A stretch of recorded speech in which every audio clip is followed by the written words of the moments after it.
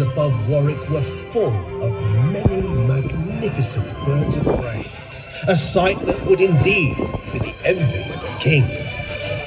Warwick had a new hero, and I had a new master falconer, who was destined to protect and care for these beautiful birds.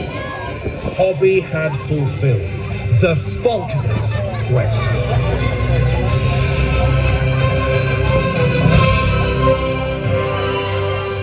As you look into the